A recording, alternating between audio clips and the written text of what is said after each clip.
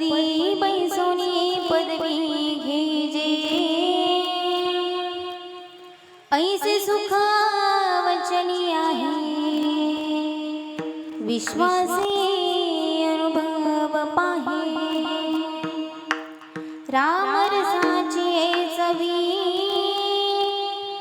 राम रसाची चवी, आनरस रुचती केवी, ऐसे सुख वचनी आहे, विश्वासी अनुभव पाहे, तुका मने चाखणी सांगे, माझा अनुभव आहे अंगे, ऐसे सुख वचनी आहे, विश्वासी अनुभव पाहे. विठ्ठल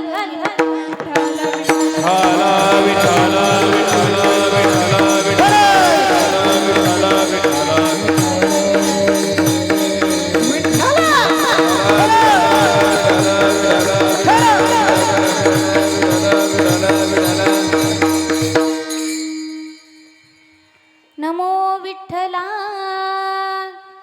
राजया पांडुरंगा, नमो रुक्मिणी माऊली ज्ञानगंगा,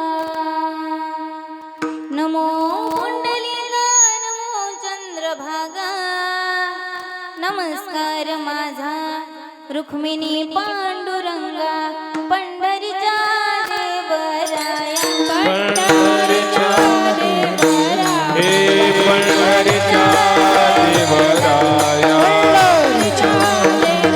हा दंडवत तुझे पाया, दंडवत तुझे पाया,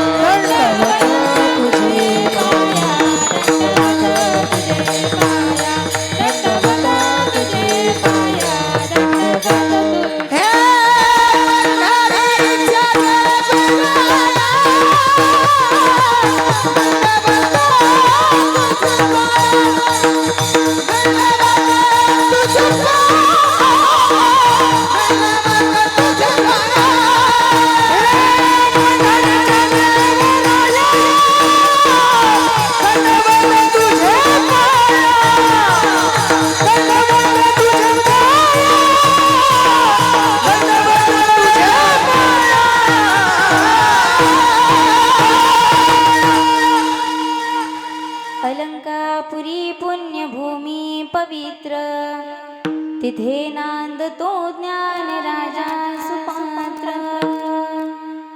तया ठविता महापुण्य रासी, नमस्कार माझा श्री सद्गुरु ज्ञानेश्वरा, नमो ज्ञानेश्वरा, नमो ज्ञानेश्वरा, नमो ज्ञानेश्वरा,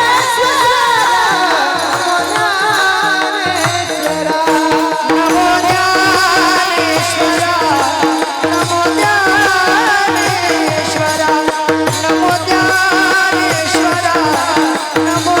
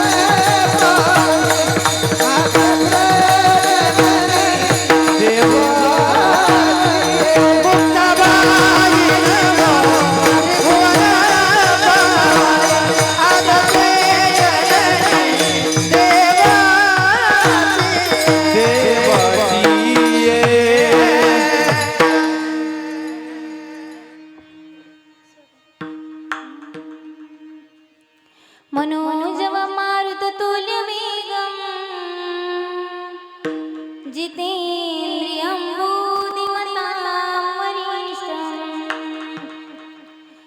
मातात्मजमानरयोतमुख्यम् श्रीरामदूतं शरणं प्रपद्ये हे दुःख भंजन ही कोकण करायचं ही कोकण करायचं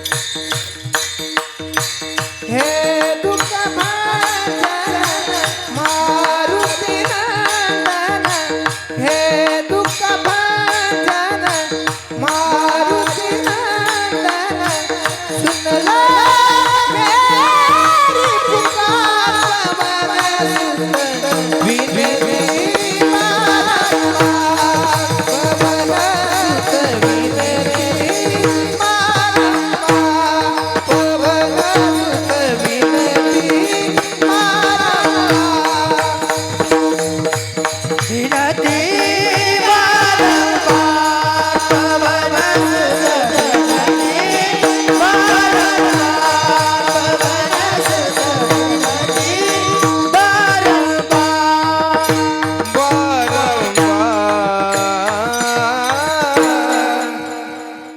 तुमचं झालं आता माझं चले आओ जी पवन कुमार हमारे हरि हरि रतन में चले आओ जी पवन कुमार हमारे हरि हरि रतन में। चले आओ जी पवन कुमार हमारे हरि कीर्तन में चले आओ जी पवन कुमार हमारे हरि कीर्तन में चले आओ पवन कुमार हमारे हरि हरि रतन में चले आओ पवन कुमार हमारे हरि हरि रतन में।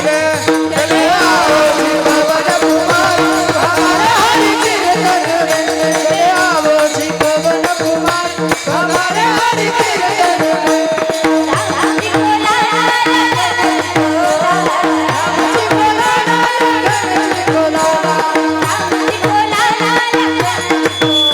बोला राम जी बोला राम जी बोला चले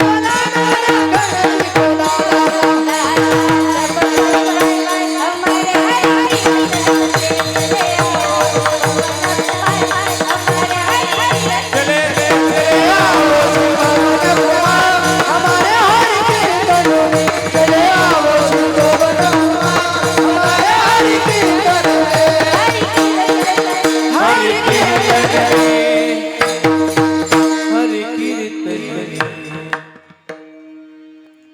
ओम नमो ज्ञानेश्वरा करुणाकरा दयाळा तुमचा अनुग्रह लादलो पावन झालो चराचरी मी कळा कुसरी काहीच नेने बोलतो वचने अति भाविका एका जनार्दनी तुमचा दास त्याची आस पुरवावी विठ्ठल विठ्ठल विठाला विठाला विठाला विठ्ठल विठ्ठल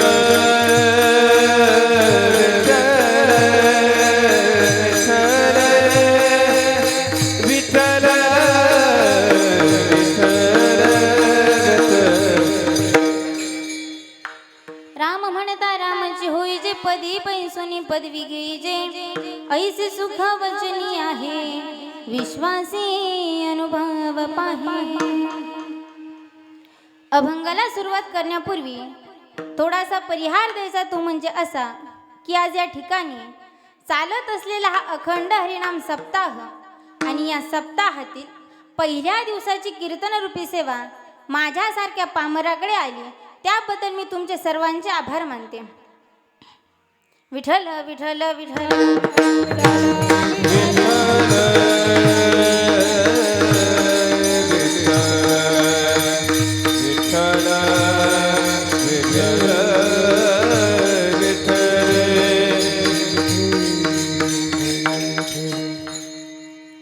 राम म्हणता रामची होई जे पदी बैसुनी पदवी घे जे ऐसे सुख वचनी आहे विश्वासी अनुभव पाहे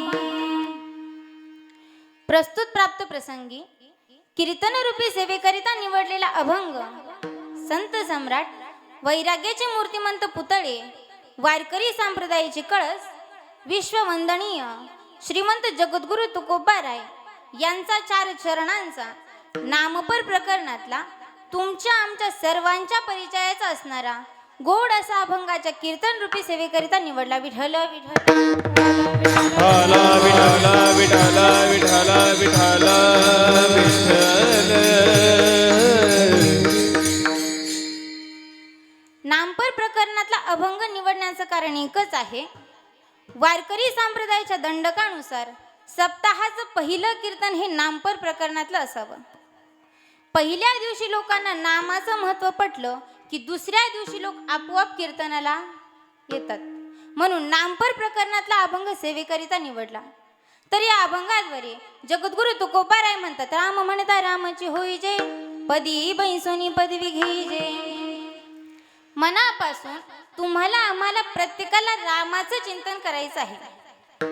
राम जर म्हटलं तर काय होतं, माझ्या एकनाथ महाराजांनी सांगितलंय. सगळ्यात आधी माणसाने काय करा, राम राम स्मरारी. राम का म्हणायचं तर राम म्हटलं की तोंड उघडतं, आपल्या देहातील सगळी पाप बाहेर पडतात. म्हटलं की ओठ मिटतात, पापांना पुन्हा देहामध्ये यायला प्रवेश नाही. आता इथं प्रयोग करू नका, घरी गेल्यावर करा. म्हणून राम राम स्मराधी. संत महात्मे म्हणतात, आत्ताच्या काळामध्ये प्रत्येकाला रामाचं चिंतन करून आपला उद्धार करून घेण्याचा अधिकार प्रत्येकाला आहे. राम म्हणता रामाची होई जय. रामाचं चिंतन जर केलं तर काय होतं ऐका. संत महात्मे तुम्हा प्रत्येकाला सांगतात, बाबांनो राम नाम घ्या, विठ्ठलाचं नाव घ्या, तुम्हाला जे आवडतंय ना त्या देवाचं नाव घ्या, पण तुम्ही काहीतरी करा. संत महात्मे एवढा आग्रह करून आपल्याला सांगतात. याला कारण का, आजही माझ्या संत महात्म्यांना या बुडलेल्या जगाचा कळवळा येतो. बुडते हे जन नद द्यावे लोळा, बुडते हे जन नद द्यावे लोळा, जन नद कवी डोळा, बुडता हे जन नद कवी डोळा.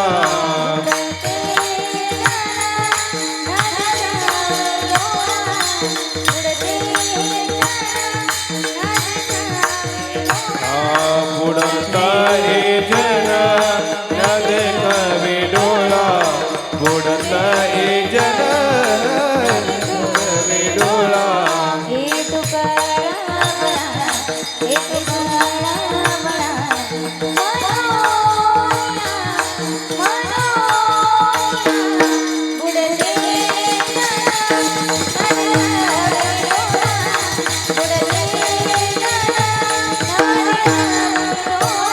येतो कळवळा, येतो कळवळा, मनोनिया बुडता हे जन नद कवी डोळा, बुडता हे जन नद कवी डोळा.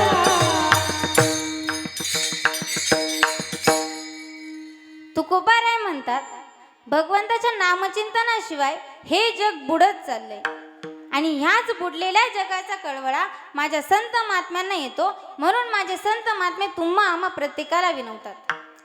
तुम्ही सांगाल काहीही सांगता ताई, दरवर्षी 31 डिसेंबरला अफवा येते, या वर्षी जग बुडणार आहे. कितीतरी वेळा अफवा आल्यात, 2-3 वर्षातून एकदा अफवा येते, या वर्षी जग बुडी होणार आहे. आजची रात्र काय खायचे खाऊन घ्या, काय प्यायचे पिऊन घ्या. लोक वेड्यासारखं खातात आणि वेड्यासारखं पितात. मग तुम्ही सांगाल जगच काही बुडत नाही, कारण तो आपला गैरसमज आहे. आजही अनेक प्रकारचे भूकंप होतात, जातीय दंगली होतात, महापूर येतात, लाखोच्या संख्येने लोक या जगातून निघून जातात. मग तीही एक प्रकारची जगबुडीच आहे ना. आपण वाचलो, आपलं भाग्य, जे गेले त्यांच्या पाठीमागे आपल्याला सुद्धा जायचं आहे. एक ना एक दिवस आपला सुद्धा नंबर आहे. कोण कधी जाईल याची गॅरंटी नाही. म्हणून तुकोबाराय म्हणतात, एखाद्या माणसाला जर म्हटलं चल बाबा यावर्षी पंढरपूरला जाऊ, आळंदी ते पंढरपूर पायी वारी करू, तो म्हणतो नको नको, या वर्षी जरा घरची कामं आहेत, आपण पुढच्या वर्षी जाऊ. पण पुढच्या वर्षापर्यंत जगालच याची गॅरंटी नाही. म्हणून जोपर्यंत जिवंत आहे तोपर्यंत या नरदेहाचं सार्थक करून घ्या. तुकोबा कारण का पायी तीर्थयात्रा घडो देह संता घरी पडो. पायाने जर तीर्थयात्रा केली, पायाचं पुण्य आहे तीर्थयात्रा करण्यामध्ये, मुखाचं पुण्य आहे भगवंताचं नामचिंतन करण्यामध्ये. जन्माला येऊन नुसती वायफळ बडबड केली, या मुखाने कधी हरिपाठ नाही म्हटला, कधी भजन नाही केलं, कधी कीर्तनाला नाही गेला, तर या मुखाचा फायदा नाही.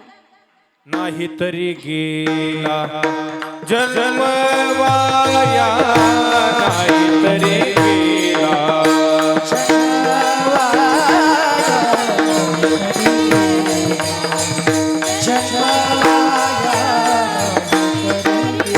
हो सांगतो तुम्हासी भजन विठ्ठला,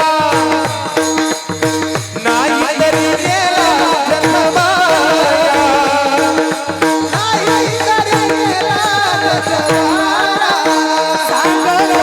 वाया. सांगतो तुम्हासी भजन विठ्ठला, नाही तरी गेला जन्म वाया, नाही तरी गेला जन्म वाया.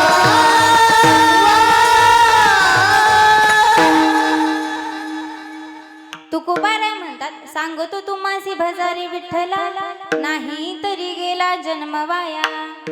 तुकोबाराय म्हणतात, आम्ही तुम्हाला देवाचं चिंतन करायला सांगतोय आणि तुम्ही जर देवाचं नाव घेतलं नाही तर नाही तरी गेला जन्म वाया. पायाचं पुण्य आहे तीर्थयात्रा करण्यामध्ये, पायाने नुसत्या संसाराच्याच वाऱ्या केल्या तर फायदा नाही. जन्माला आलेत ना, मग एकदा तरी पंढरपूरला जा, आळंदीला जा, देहूला जा, त्र्यंबकेश्वरला जा, कुठेतरी जा, पण पायाचं पुण्य हे प्राप्त करून घ्या. संत महात्मे एवढा आग्रह करून आपल्याला सांगतात. याला कारण का आजही माझ्या संत महात्म्यांना या बुडलेल्या जगाचा कळवळा येतोय. संत महात्मे एवढा आग्रह करून सांगतात आणि संत महात्मे हे जे सांगतात ना, त्यांच्या जवळ ज्ञान आहे. जीवन जगत असताना माणसाजवळ ज्ञान हवं. आत्ताच्या काळामध्ये नॉलेज इज पॉवर, ज्ञान हेच खरं सामर्थ्य आहे. तुमच्या जवळ ज्ञान असेल तर आजूबाजूची लोक तुम्हाला नमस्कार करतील आणि तुमच्या जवळ अज्ञान असेल तर आजूबाजूची लोक आपली टिंगल उडवल्याशिवाय राहणार. तुम्हीच म्हटले. म्हणून जीवन जगत असताना माणसाजवळ ज्ञान हवं. ऐका, एका गावामध्ये एक मनुष्य सकाळपासून संध्याकाळपर्यंत फक्त दारूच प्यायचा.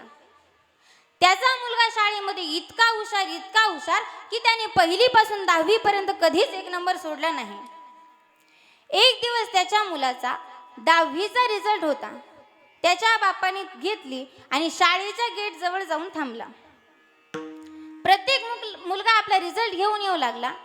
याने एका मुलाला विचारलं, बाळा तुझा किती नंबर आला? त्याने सांगितलं, काका माझा 20 नंबर आला. दुसरा मुलगा आला, तुझा किती नंबर आला? माझा 15 नंबर आला. तिसरा मुलगा आला, तुझा किती नंबर आला? माझा 12 नंबर आला. आता याचाच मुलगा आला. तो बाप म्हटला, मग पिंट्या वर्गामध्ये काय दिवे लावले? तो पिंट्या नाचू लागला, उड्या मारू लागला आणि म्हटला, बाबा सगळ्या वर्गामध्ये माझा 1 नंबर आला. तो बाप म्हटला, काय रे पिंट्या, लाज वाटत नाही का तुला? काय झालं बाबा? अरे लोकांच्या पोरांचे 15-15, 20-20 नंबर आणि तुझा फक्त 1च नंबर. याला कारण का आपल्या जवळ असलेलं अज्ञान. ज्ञान असेल तर लोक तुम्हाला नमस्कार करतील. मी गर्वाने नाही पण अभिमानाने ही गोष्ट सांगून जाईन. आज मी तुमच्या समोर जी उभी आहे तुमच्या सगळ्यांपेक्षा वयाने लहान आहे. महाराष्ट्रामध्ये अनेक तरुण कीर्तनकार आहेत की ते श्रोत्यांपेक्षा वयाने लहान आहेत, पण आम्ही दिसलो की वाकून नमस्कार करतात, आदराने जय हरी ताई करतात. का? आम्ही ज्ञानोबा तुकोबाचं नाव घेतोय, विठ्ठलाचं नाव घेतोय म्हणून तुम्ही आम्हाला मानता. नाहीतर तुमच्यासारखे आम्ही पण काही फरक. पण आमच्या गळ्यामध्ये पवित्र तुळशीची माळ आहे. आम्ही देवाचं काहीतरी करतोय म्हणून तुम्ही लोक आम्हाला मानता. काही लोक इतके भावनिक असतात. तिकडे ठाणे पालघरला जर गेलो ना, काही लोक इतके हट्टीपणा करतात. म्हणतात ताई 2 मिनिटं चहा घ्यायला चला. म्हटलं मी चहा नाही घेत, नुसते तुमचे पाय आमच्या घराला लागू द्या म्हणतात की नाही. ही ज्याची त्याची भावना असते आणि मनापासून अशा संतांवर वारकऱ्यांवर जर भाव ठेवला त्यांच्या घराचं कायम चांगलंच होतं. ही भावना तुमच्या मनामध्ये सुद्धा पाहिजे.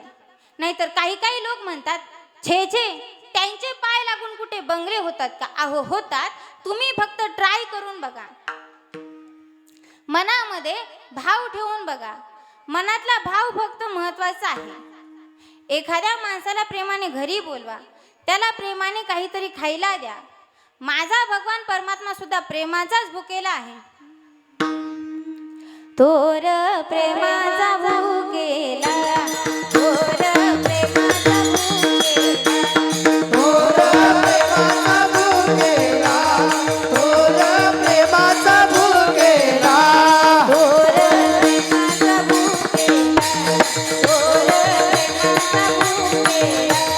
थोर प्रेमाचा भुकेला, थोर प्रेमाचा भुकेला. थोर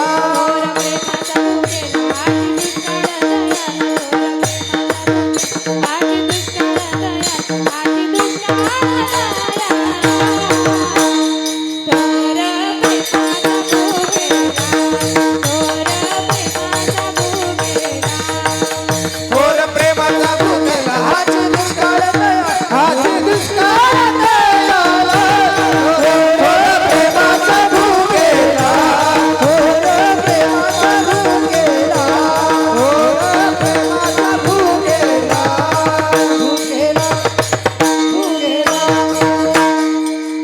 थोर प्रेमाचा भुकेला, हाची दुष्काळ तयाला. माझ्या भगवंताला सुद्धा प्रेम हवंय, आपली भक्ती हवी आहे. दुसरं काहीही माझ्या देवाला नको. तुकोबाराय म्हणतात, जीवन जगत असताना एक भगवंत आपलासा करून घ्या. अनेक माणसांची अनेक मतं घेऊ नका. त्याच्यामुळे काय होतं तर आपल्या मनाला दुःख प्राप्त होतं. याबद्दल तुम्हाला एक उदाहरण सांगते. एक मनुष्य, एक नवीनच जावई आपल्या सासूरवाडीला जायला निघाला. तो आपल्या आईकडे गेला आणि सांगितलं, आई मी पहिल्यांदा सासूरवाडीला चाललोय, जाताना कसं जाऊ ग. आईने सांगितलं, बाळा पहिल्यांदा सासूरवाडीला चाललायस ना, मग जाताना थोडासा लवून भुजून जा. आता त्याने लक्षार्थ न घेता वाचार्थ घेतला. त्याला वाटलं लवून भुजून जायचं म्हणजे वाकत वाकत जायचं की काय. निघाला जावई सासूरवाडीला. पण पूर्वीच्या काळात काही नसते रवते, म्हणून माणसं काय करायची, दुसऱ्यांच्या शेतातून रस्ता काढत काढत प्रवास करायची. आता ह्याने ज्या शेतातून रस्ता काढला त्या शेतकऱ्याची रोज ज्वारी चोरीला जायची. त्या शेतकऱ्याने ठरवलं आज दिवसभर इथेच उभं राहायचं आणि त्या चोराला शोधून काढायचं. तेवढ्यात हा त्याच्या शेतातून वाकत वाकत चालला होता. त्या शेतकऱ्याचं लक्ष ह्याच्याकडे गेलं आणि शेतकऱ्याने विचार केला, ज्या अर्थी हा वाकत वाकत चाललाय ना, नक्कीच हाच चोर असावा.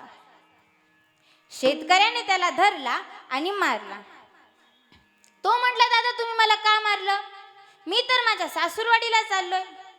शेतकरी म्हटला, मूर्खा सासूरवाडीला चाललास ना, मग असा वाकत वाकत का चाललास. तो म्हटला, दादा माझी काही चुकी, मला आईने सांगितलं सासूरवाडीला जाताना थोडंसं लवून भुजून जा. आता तुम्हीच सांगा मी कसं जाऊ. शेतकऱ्याने त्याच्या मूर्खपणाचा फायदा घेतला आणि सांगितलं, इथे भरपूर शेतकऱ्यांच्या ज्वारी आहेत, त्याच्यावरती पाखरं बसतात, म्हणून तू काय कर, तुझे दोन्ही हात वरती कर आणि हा हू करत जा. निघाला जावई हा हू करत. आता पुढे गेल्यानंतर एका जंगलामध्ये एका पारध्याच्या जाळ्यामध्ये एक हरिण फसलेलं होतं. दुसरं हरिण फसणार तेवढ्यात हा तिथे गेला आणि जोरात हा हू केल्याबरोबर ते फसणारं हरिण सुद्धा पळालं. त्यानेही त्याला धरला आणि मारला. तो म्हटला, तुम्ही पण मला मारलं, आता तुम्हीच सांगा मी काय बोलू. त्याने सांगितलं, माझ्या जाळ्यामध्ये एक हरिण फसलेला आहे, दुसरं हरिण फसायचं बाकी आहे. आता तू एकच वाक्य बोल, एक फसलं दुसरं कसं फसाना, एक फसलं दुसरं कसं फसाना. चाललं रस्त्याने म्हणत, एक फसलं दुसरं कसं फसाना. आता पुढे गेल्यानंतर पावसाळ्याचे दिवस होते. एका मोटरसायकलवाल्याचं एक चाक चिखलामध्ये फसलं होतं. तो भरपूर वेळापासून ते चाक काढण्याचा प्रयत्न करत होता, पण त्याला ते चाक काही निघत नव्हतं. हा तिथे गेला आणि म्हटला, एक फसलं दुसरं कसं फसाना, एक फसलं दुसरं कसं फसाना. त्याने हे त्याला धरला आणि मारला. तो म्हटला, तुम्ही पण मला मारलं, आता तुम्हीच सांगा मी काय बोलू. त्याने सांगितलं, माझ्या गाडीचं एक चाक चिखलामध्ये फसलं आहे, एक चाक निघालेलं आहे, आता तू एकच वाक्य बोल, एक निघलं दुसरं कसं निघाना, एक निघलं दुसरं कसं निघाना. चालला रस्त्याने म्हणत, एक निघलं दुसरं कसं निघाना, एक निघलं दुसरं कसं निघाना. आता पुढे गेल्यानंतर एका गावातील एक श्रीमंत सावकार वारला होता. त्याची अंत्ययात्रा चालली होती. हा तिथे गर्दीमध्ये गेला आणि म्हटला, एक निघलं दुसरं कसं निघाना, एक निघलं दुसरं कसं निघाना. तिथल्याही गावकऱ्यांनी त्याला धरला आणि मारला. तो म्हटला, तुम्ही पण मला मारलं, आता तुम्हीच सांगा मी काय बोलू. त्यांनी सांगितलं, आमच्या गावातील एक श्रीमंत सावकार वारला आहे, त्याचं आम्हाला दुःख झालं आहे, आता तू एकच वाक्य बोल, लय वाईट झालं, लय वाईट झालं. चालला रस्त्याने म्हणत, लय वाईट झालं, लय वाईट झालं. आता पुढे गेल्यानंतर एका मनुष्याला त्याच्या लग्नाच्या 15 वर्षानंतर मुलगा झाला होता. त्याला आनंद झाला होता. त्या आनंदाच्या भारामध्ये तो संपूर्ण गावाला पेढे वाटत होता. हा तिथे गर्दीमध्ये गेला, पेढा गेला, हात पुढे केला, तो मनुष्य पेढा ठेवणार तेवढ्यात हा त्याला म्हटला, लय वाईट झालं, लय वाईट झालं. त्यानेही त्याच्या ताडकन थोबाडीत मारली. आता तुम्ही सांगाल, एवढ्या सगळ्यांनी त्याला मारला, मग तो मेला कसा नाही? कारण आमच्या दृष्टांतात ती कधीच मरत नाही. तो म्हटला, तुम्ही पण मला मारलं, आता तुम्हीच सांगा मी काय बोलू. त्याने सांगितलं, मला माझ्या लग्नाच्या 15 वर्षानंतर मुलगा झाला आहे, त्याचा मला आनंद झाला आहे, आता तू एकच वाक्य बोल, लय आनंद झाला, लय आनंद झाला. चालला रस्त्याने म्हणत, लय आनंद झाला, लय आनंद झाला. आता जाऊन थेट सासूरवाडीलाच पोहोचला. पण गंमत बघा कशी झाली, त्याच्या सासूबाईच्याच घराला आग लागली. हा तिथे गेला, सासूबाईला आवाज दिला, सासूबाई, लय आनंद झाला, लय आनंद झाला. तिथल्याही माणसाने धरला आणि त्याला मारला. माझं सांगायचं तात्पर्य इतकंच आहे की अनेक माणसांची अनेक मतं घेतल्यामुळे आपल्या मनाला दुःख प्राप्त होतं. जीवन जगत असताना एक भगवंत आपलासा करून घ्या, आपुला तो एक देव करून घ्यावा, देणे विना जीवा सुख नोई.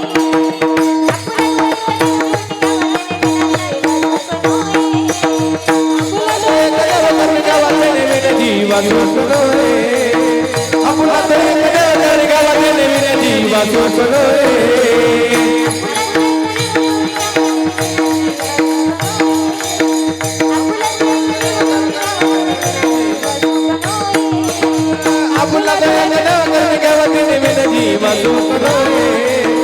आपुला तो एक देव करून घ्यावा, देणे विना जीवा सुख नोई.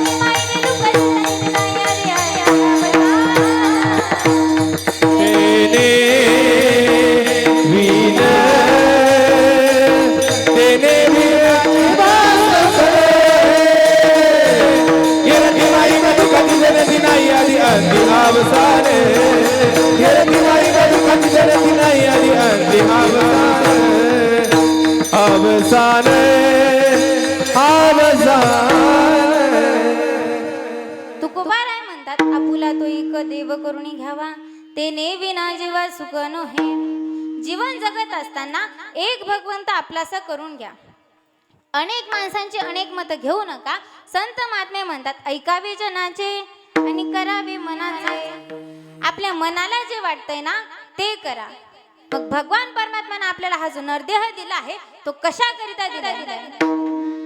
देवी दिला देह भजना, देवी दिला देह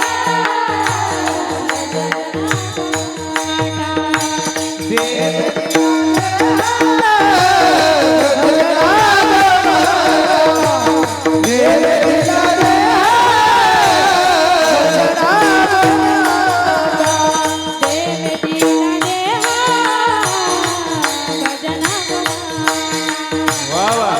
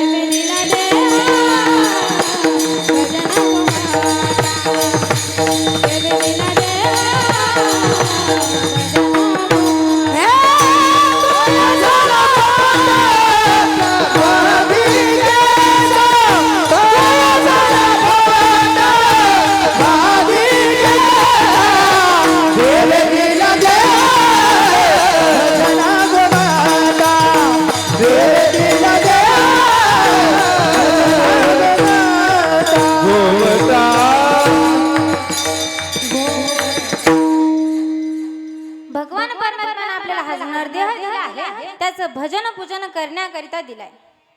मग या देहाने जन्माला येऊन या नरदेहाने जर राम राम म्हटलं तर काय होतं? अभंगाचे प्रथम शब्द.